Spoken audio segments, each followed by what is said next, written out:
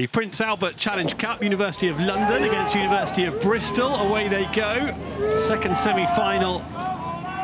And we've got University of Bristol to the right of your picture. Student Open quads. Just having a look at this early. The four here, both fours away from the start pontoon pretty cleanly. Yeah, and this is interesting because with the bow loaders, you have the coxswains. They can see straight down the course. They can see what's going on, but they really can't see what's going on beside them. So in this case, it looks as though, you want to get ahead and you want to have that opportunity to get the input from the athletes. Toby Finch, the cox, you can see down there in that low-slung position. Behind the bow, Joseph Cunliffe, both 21 years old, Toby and Joseph. Yeah, in both of these crews, we have a number of previous Henley, performances. So we'll see there's a lot of experience between both of these crews. Yeah, that's a very good point, isn't it? Considering how young these athletes are, look how much experience there is. We've got in the stroke seat over on the University of London boat, George Lackland, who's been at 5 previous Henley Royal Regattas. He's only 22 years old. Yeah, and you have Ko Uchida here in the stroke seat, 22 years old, 5 previous Henleys as well.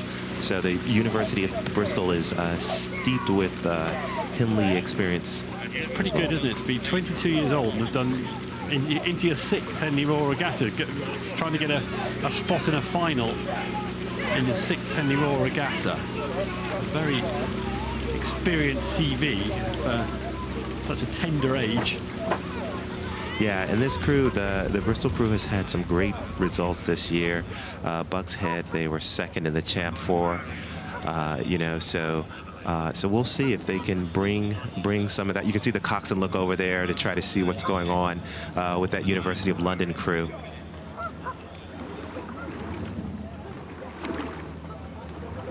So University of Bristol moving well, and there's a lot of work for Toby Finch, the cox, there to do to see where the opposition boat is. It's quite a strange position, having to swivel the head, look to see there, trying to keep an eye on what University of London are up to. Both of these boats had a day off on Friday, yesterday.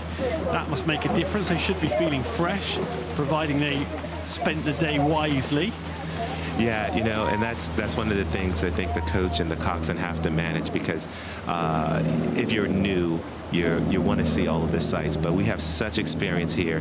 These athletes have seen Henley Royal Regatta, and so I think that they were probably taking rest and are now taking advantage of that. Well, here come University of London, and they put on a real surge the last 100 metres or so. We saw Bristol leading in the earlier stages of this race, but London University... Yeah, it looks as though they're now rowing a little bit higher on the rating, and they're making a move. And the question is, will Bristol be able to respond? You can see the bow seat of Bristol, Joseph Cunliffe, take a look over, and maybe he relayed that to the coxswain that there's a move there. But I think the coxswain could probably hear and feel the presence of University of London. Yeah, communication in a boat is hard, isn't it, when the cox is seated where they are in this particular event, Prince Albert Challenge Cup. But University of London now, you can see there, getting a decent lead. This is a toing and froing, cat and mouse sort of a race.